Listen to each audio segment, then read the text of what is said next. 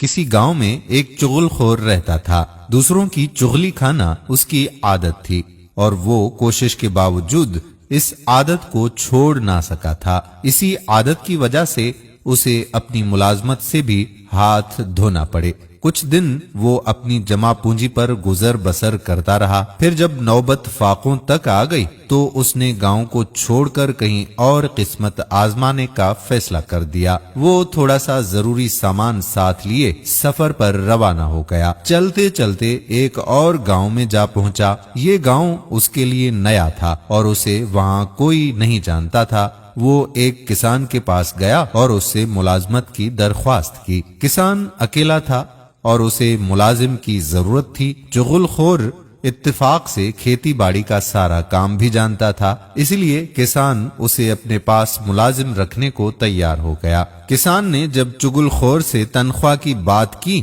تو اس نے کہا کہ آپ مجھے صرف روٹی کپڑا دے دیں اور یہ اجازت دیں کہ 6 ماہ بعد آپ کی صرف ایک چغلی کھا لیا کروں۔ کسان یہ سن کر پہلے تو بہت حیران ہوا، پھر دل میں سوچنے لگا کہ مفت میں نوکر مل رہا ہے، خالی روٹی کپڑے میں کیا برا ہے؟ 6 ماہ بعد ایک چغلی کھا لے گا تو میرا کیا بگاڑ لے گا؟ چنانچہ اس نے چغل خور کو ملازمت پر رکھ لیا۔ 6 مہینے گزر گئے۔ کسان تو چغل خور کی بات کو بھول چکا تھا، مگر چغل خور کو یہ بات یاد تھی۔ معاہدے کی روح سے وہ کسان کی چغلی کھا سکتا تھا۔ ایک روز جب کسان کھیتوں میں گیا ہوا تھا اور گھر میں اس کی بیوی اکیلی تھی، چغل خور کسان کی بیوی کے پاس گیا اور ہمدردی جتاتے ہوئے کہنے لگا کہ کسان کوڑھی ہو گیا ہے، اس نے اپنی بیماری تم سے چھپائی ہوئی ہے۔ کسان کی بیوی پہلے تو حیران ہوئی، مگر چغل خور نے اپنی لفاظی سے اس کو قائل کر دیا اور کہا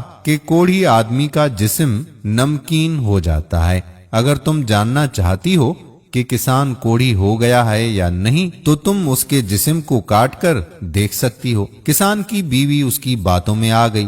اس نے یہ سوچا کہ اس طرح نوکر کے سچ جھوٹ کا پتہ بھی لگا دیا جائے۔ وہ بولی کہ کل جب میں کسان کا کھانا لے کر کھیتوں میں جاؤں گی تو حقیقت کا پتہ لگاؤں گی۔ چغل خور نے اب کھیتوں کا رخ کیا۔ فصل پک جانے کی وجہ سے کسان 2 روز سے گھر نہیں گیا تھا۔ چغل خور کسان کے پاس پہنچا اور اسے بڑی رازداری کے ساتھ کہنے لگا کہ تم یہاں کھیتوں میں کام کر رہے ہو اور ادھر تمہاری بیوی پاگل ہو گئی ہے اور پاگل پن میں آدمیوں کو کاٹنے دوڑتی ہے۔ کسان سوچ میں پڑ گیا۔ چغل خور نے کہا کہ اگر تمہیں میری بات کا یقین نہیں آ رہا تو کل جب وہ کھانا لے کر آئے گی تو اس وقت دیکھ لینا۔ کسان کو اپنی بات پر قائل کر کے چغل خور کسان کے سالوں کے پاس گیا اور ان سے کہنے لگا کہ تمہارا بہنوئی تمہاری بہن کو مار مار کر ادموا کر دیتا ہے اور تم ہو کہ اپنی بہن کی خبر تک نہیں رکھتے۔ کسان کے سالوں نے جب اس کی بات کا یقین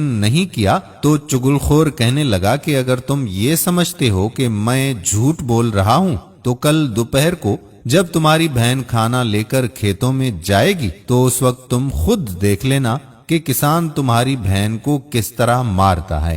کسان کے سالے چغل خور کی باتوں میں آ گئے اور کہنے لگے کہ اچھا، کل ہم کھیت میں چھپ کر سب کچھ اپنی آنکھوں سے دیکھیں گے۔ چغل خور ان سے رخصت ہو کر کسان کے بھائیوں کے پاس گیا اور ان سے کہنے لگا کہ تمہارے بھائی کے سالے ہر چوتھے روز آ کر اسے مارتے پیٹتے ہیں اور تم ہو کہ اپنے بھائی کی مدد کو نہیں آتے۔ انہوں نے چغل خور کی بات پر شک کیا تو وہ کہنے لگا کہ اگر تمہیں میری بات کا یقین نہیں آ رہا تو کل دوپہر کو کھیتوں میں آ کر اپنی آنکھوں سے دیکھ لینا کہ کسان کے سالے اسے کیسے مارتے ہیں۔ کسان کے بھائی بھی اس کی باتوں میں آ گئے اور کہنے لگے کہ ہم بھی دیکھتے ہیں کہ وہ ہمارے بھائی کو کیسے ہاتھ لگاتے ہیں۔ چغل خور ان سب سے یہ باتیں کر کے واپس آ گیا اور اپنے کام کاج میں اس طرح سے مصروف ہو گیا کہ کسی کو پتہ ہی نہیں چلا کہ وہ کہاں گیا تھا اور کہاں سے آیا ہے۔ اگلے روز کسان کی بیوی کھانا لے کر کھیتوں میں گئی۔ کسان اس کے قریب ہونے سے ڈر رہا تھا اور وہ کسان کے قریب ہونے کی کوشش کر رہی تھی تاکہ اس کے جسم کو کاٹ کر دیکھ سکے کہ نمکین ہے یا نہیں۔ جو ہی وہ سالن اور روٹی